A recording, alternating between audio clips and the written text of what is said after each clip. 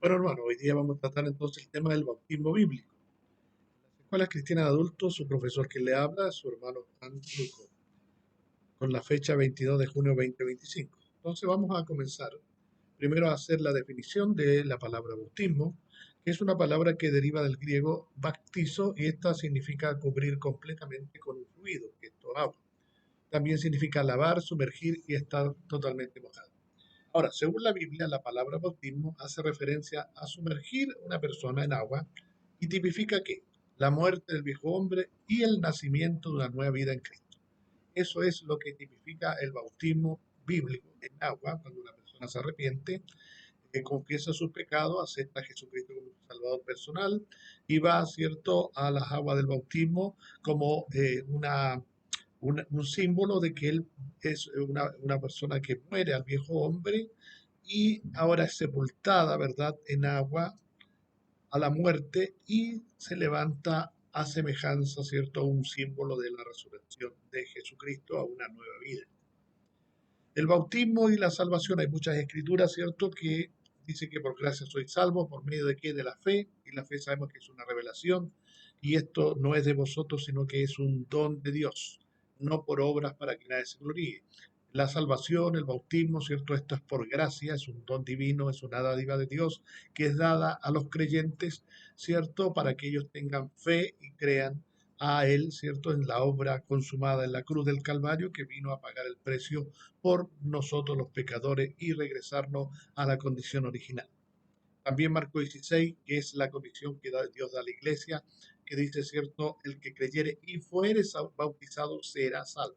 Es decir, es muy importante el bautismo porque de esa manera la persona está reconociendo ser un pecador, está reconociendo a Jesucristo como su Salvador personal y está haciendo fe pública, ¿verdad?, delante de muchos testigos que acepta a Jesucristo y que él, ¿verdad?, quiere ser completamente una persona nueva en Cristo. Más el que creyere es el que no creyere es condenado. Aquel que no cree, ¿verdad?, no acepta a Jesucristo, no acepta que Dios envió a su Hijo para salvarlo.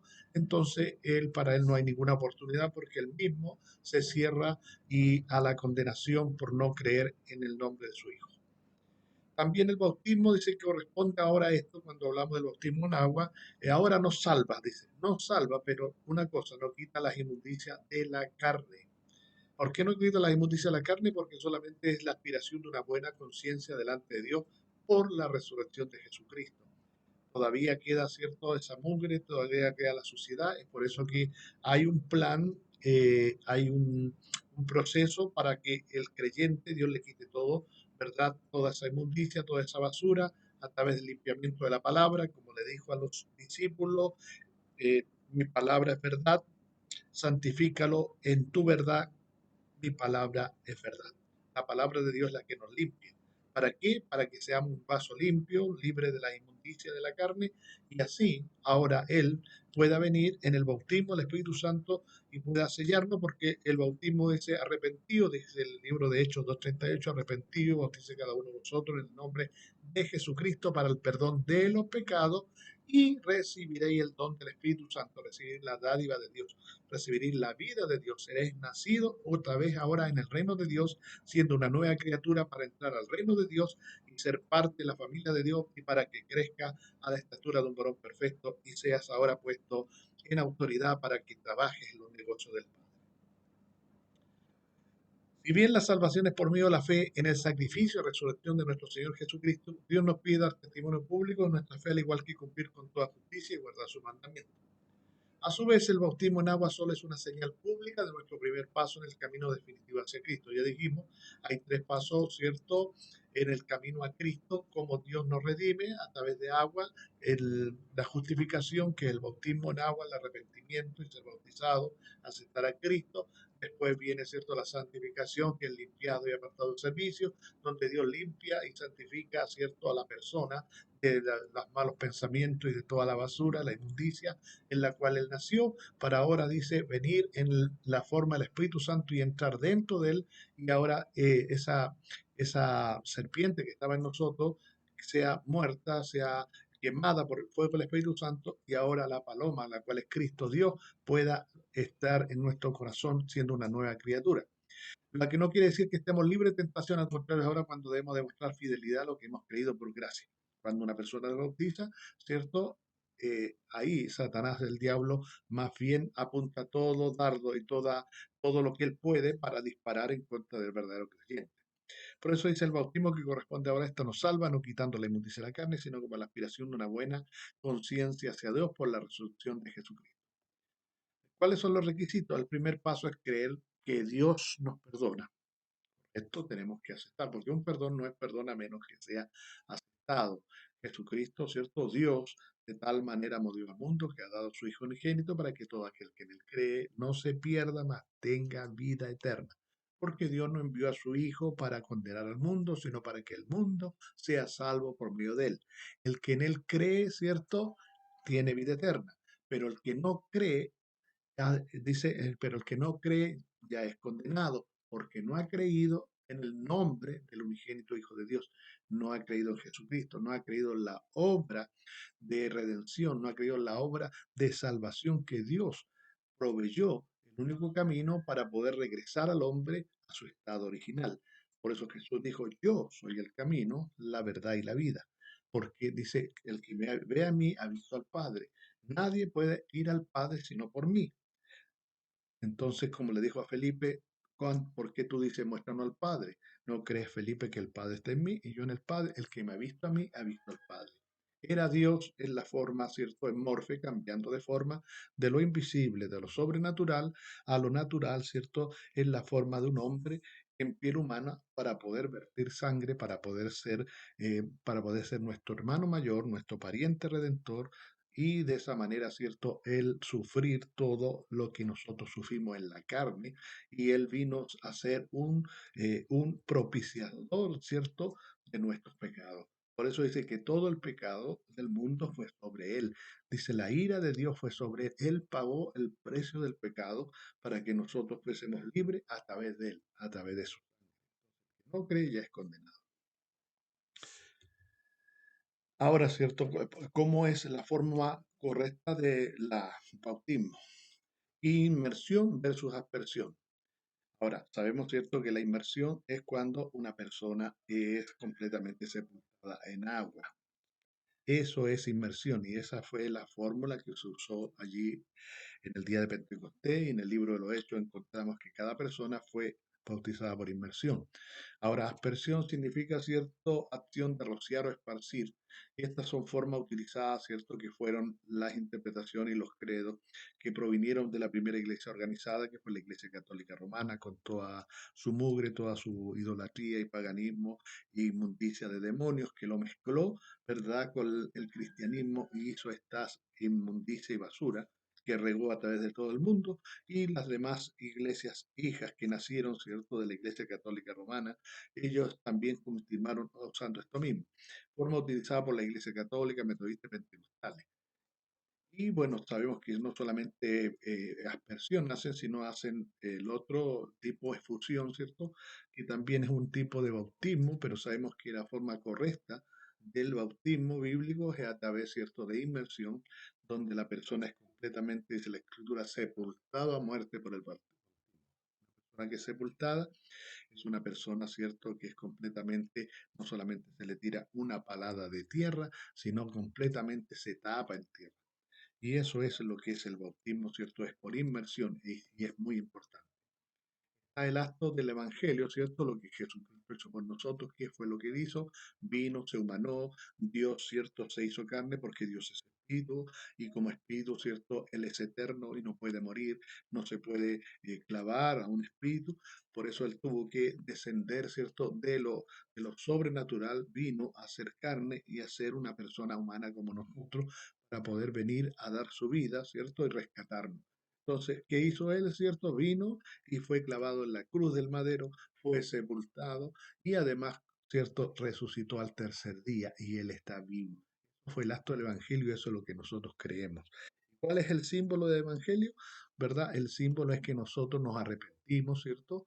Y nos bautizamos, ¿cierto? Como muertos al pecado, muertos a la incredulidad, muertos, ¿cierto?, de no creer a Dios, de no creer su sacrificio. Entonces somos muertos al pecado y somos sepultados en agua, ¿verdad? ¿Cierto? Que estamos porque solamente se sepulta un muerto, no se puede sepultar una persona viva, sino una persona muerta.